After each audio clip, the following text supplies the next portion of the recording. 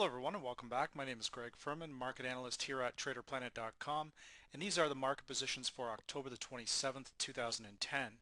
Now, what we're looking at in our first trade here for tonight is in the January feeder cattle futures contracts. We can see that we have this fresh triple EMA cross. It's just taken place about a week ago, about 4 days ago. So from here, what we're going to do is we're going to look for major retracement points. We can see here that our predicted true strength indicator from Vantage Point has crossed over the trigger to the upside. We're now approaching the zero line.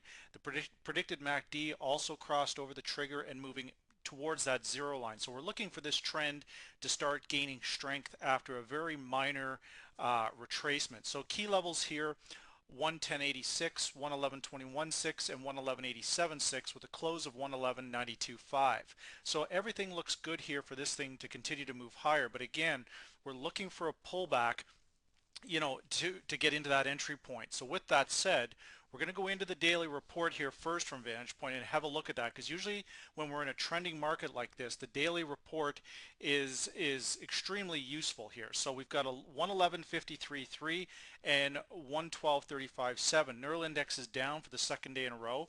That's not a bad thing. That's a good thing. That what basically the neural index is telling us, that it's a little bit overbought. It's retracing a little bit, but clearly the uptrend is still fully in place. So 111.52 coincides with this 111.87.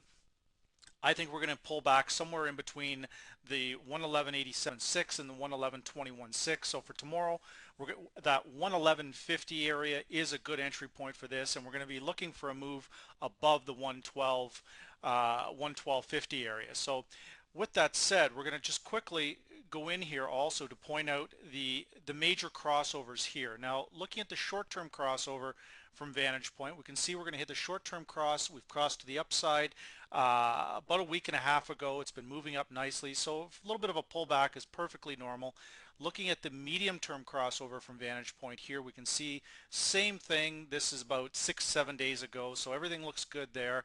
And the long-term crossover from Vantage Point just crossed over about 4 or 5 days ago, so everything looks good here. This is the kind of trade we look for, where all of our indicators are pointing in one direction, except for that neural index. Now, the neural index is just a daily indicator. It's a 24-hour indicator. It's not indicative of a trend reversal here. It's just warning us that it's going to go a little bit lower. So in this particular case, all stops would be below the 110.86.3 area, just to be safe and to stay out of that broker radar. But this, anywhere in this area, is actually a premium buy, in my opinion. So that's our first position. Now, our second position for tonight, we're going to go into the foreign exchange market. Now, looking at our second position here, the Euro-Swiss franc currency pair, I'm avoiding the US dollar-Swiss franc currency pair right now because I don't really at this time feel it's an appropriate time to start buying US dollars. So I'm over here. I would like to trade the US Swiss franc, but instead of doing that, I'm going to trade it via the Euro Swiss franc. That is the actual major currency pair, not the US Swiss franc. So this one here determines what direction, or it certainly is a big factor in determining what direction US Swiss franc is going to go in. So right now with Vantage Point, they're predicting somewhat of a reversal on the US Swiss franc, and that's directly related to what's happening. It's reacting what's happening over here on Euro Swiss franc. So looking at this, we got this excuse me, this triple EMA cross from Vantage Point back in the latter part of September. Any clients of mine know that I was recommending long positions on this for several weeks now. This trade is actually developed. We've had a couple of major retracements down into the 18-day predicted moving average. It's moved higher. So key levels we want to identify here for support: 134.28, 135.11, and 135.92 with a close of 136.38. All of our indicators here not quite overbought yet on the predicted true strength indicator. Predicted MACD moving along nicely. We're just touching on slightly overbought on the predicted medium and long-term differences. So we've identified the key levels of support because we've got that triple EMA crossing to the upside. Now what we want to do is identify a potential daily range for tomorrow using the Vantage Point predicted high and predicted low of the day. Now, what we're going to do here is just go into that 135.81, 136.94. So 135.81 is the predicted low tomorrow on this currency pair from Vantage Point. Now, bit of a concern here I have, the Euro US still in an uptrend, but it's under a little bit of pressure. The dollar index under a little bit of pressure, but the bias is still lower. So if the bias is still lower on the US dollar index, that means that the euro in general is going higher.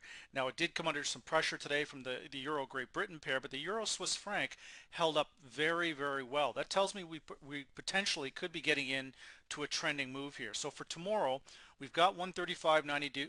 135.92 is the 3-day predicted moving average. That's also right around the area where Vantage Point is suggesting the predicted low of the day is going to be. So we're going to use, I'm not convinced of that, to be perfectly honest, guys. So what I'm going to do is I think it's going to be pulling back closer to the 135.11. So what I'm going to do is I'm going to look at these two levels of support that I can clearly identify, and I'm going to split the difference here, and I'm going to say we're going to get into a long position around the 135.60 area. That's the area I would like it to pull back, get into the long positions there, but my stops need to be below 134.28. Critical thing to remember here, because in most cases stops on my trades are below that 18-day predicted moving average, to stay out of that broker radar so he can't run my stops and get into any of that kind of nonsense. So those are the market positions for October the 27th, 2010. And again, my name is Greg Furman, market analyst here at TraderPlanet.com.